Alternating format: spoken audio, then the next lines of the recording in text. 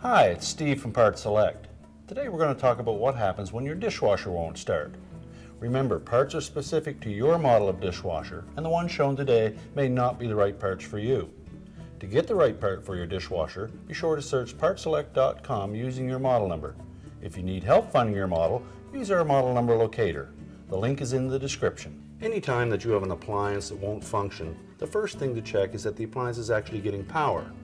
You will need to check the fuses or breakers, and if applicable, the power cord. If any of these are damaged or otherwise not working, your appliance will not work. Since dishwashers are usually wired directly into the household wiring, you must be careful when checking the power supply. Even if it seems as if your appliance isn't getting power, if it's plugged in, you must always assume that there is electricity present. The door latch pulls the door closed tight to prevent water leaking around the door. It also works in conjunction with the door switches to stop all operations while the door is open. Closing the door does not depress the door switches all the way. Only by closing the door tightly and activating the latch does the dishwasher become operational. When the door is firmly closed and latched, an electrical connection is made that allows the dishwasher to operate. If a door switch is malfunctioning due to damage or corrosion, the power will not reach the controls and the dishwasher will not operate. Most dishwasher door switches are about 1 inch long with metal prongs in the body of the switch called terminals. These can corrode due to the wet conditions and result in a poor electrical connection, which may prevent the dishwasher from starting. If the door latch is not properly adjusted with the catch, the switches inside may not be activated. This will also cause the dishwasher to act like the door is still open and will not function at all. Door switches can be checked for continuity with an ohm meter. Ensure that power is disconnected to the dishwasher and remove the wires from the switch terminals and check for a closed circuit with the door closed and the latch activated. If your dishwasher doesn't fill and you have verified that you have power to the appliance, you should next check the fill valve. Verify that you have water pressure to the inlet of the valve and that the inlet is not plugged. Check for line voltage at the 2 terminals of the valve with a voltmeter. Use caution as you are performing a live voltage check.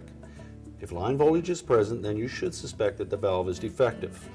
If there is no line voltage at the valve terminals, then you should check the float switch for continuity and the timer or electronic control for output voltage to the fill circuit.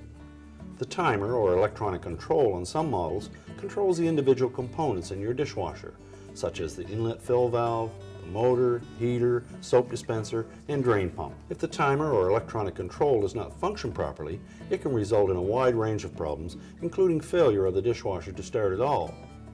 The timer controls when and for how long power is sent to the components on your dishwasher.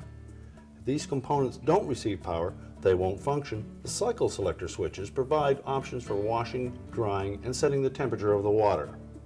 A defect in one of these switches could cause one or more components of your dishwasher to malfunction, including a no-start condition. If your dishwasher fills but won't start washing, verify that the selector switch is not stuck between settings.